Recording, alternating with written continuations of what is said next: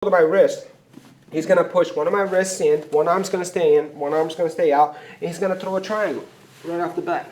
And this happens a lot. I see this in a lot of matches. You know, you start the match, you don't have wrist control, the guy's real strong, you know, he's going to push one hand in, and boom, he throws the legs and you're done. You know? So what I'm going to do here is, if he does get a hold of my wrist, and I try to rotate, but as I'm rotating, he's already pushing it in. See how far it is already in? So there's not enough time for me to rotate, because he's going to throw a triangle right there. I'm going to do this technique that I've been using for years, and this works perfect, is to interlock my fingers in, keeping my hands together. Now, if Daniel tries to hit the triangle, he's going to push my arm in, and look at that. If he throws the legs, both of my arms are out. So there's no way he can hit a triangle from there. You know, so I'm going to teach you guys now is what I call the double grip. It's a very important position. It's going to teach you how to stand up with control. You know, it's something you probably never seen it before. And here's how we're going to do this. So I got both wrists, basic control, just like we learned.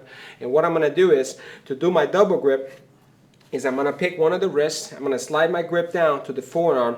And with the second hand, I'm going to switch my grip by turning my hand, and I'm going to secure a double grip just like so. The reason why I changed the way I grip the arm is, if I grip it the same way, it's going to be really easy. It's not going to make a difference. He's just going to turn and break my grip. But if I double grip it, grabbing it at different angles like this, he's going to try to break it. Now this hand is going to help me keep it in by him turning that way. He's not going to be able to turn. And if he turns the other way, I'm going to have the other hand securing it. That's more. If you're really good passing standing, and I do this all the time, is as soon as the guy grabs my wrist, I'm actually baiting him to grab my wrist. I'll switch, grab his wrist, and I'll start setting up our standing pass. You know? So all we're doing here is putting 1 and 2 together, using both moves, and we're actually baiting the guy to grab your wrist to get you where you want to be, right? So as I start getting away from him, he grabs my wrist. Now, I can just flip. I got the wrist right there. So you don't have to stay here on the guard, and let's say his hands are back there, he's not doing anything, and start reaching for that wrist like crazy. Because now you're exposing yourself. I'm too overextended here. And that's what I'm talking about. Stay tight. You can pass him right here. You know that. Now he's grabbing the wrist. Go back to the wrist. Now you can do your pass. As I pass, what he did was he already turned to the other side, and if you pay attention to his body, he's giving me once again the same angle, right? So I got the same angle here, but he's still fresh, or he's still really strong. So what he's doing is he's trying to muscle me out of the position. So instead of trying to get the head right off the bat, try to muscle this guy down. You know, if you notice his back's not even on the ground yet, and try to come him down and muscle the guy. What I'm going to do is I'm slowly going to wear him down where he's going to get weak and tired. And I'm going to change sides and go back to that side again. So I'm going to switch, push the leg down, mount again, and now I can pass to this side.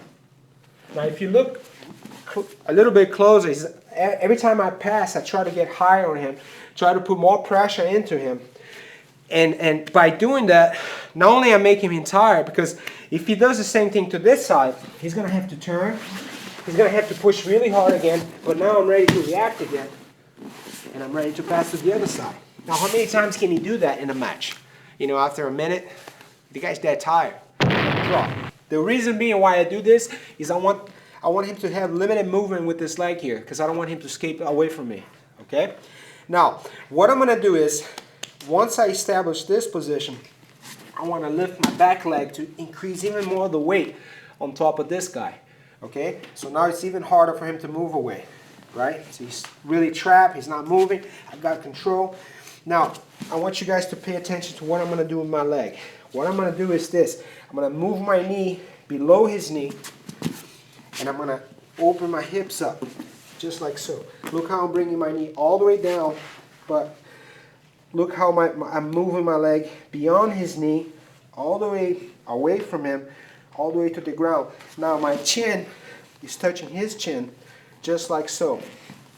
What that's going to give you is, it's going to give you enough room to pull your leg out. So once I open my knee up, below his knee and my chin is against his chin, even if he has his legs locked, I can just pull the leg away, opening my hips this way, and I'm gonna go and step my left leg all the way around.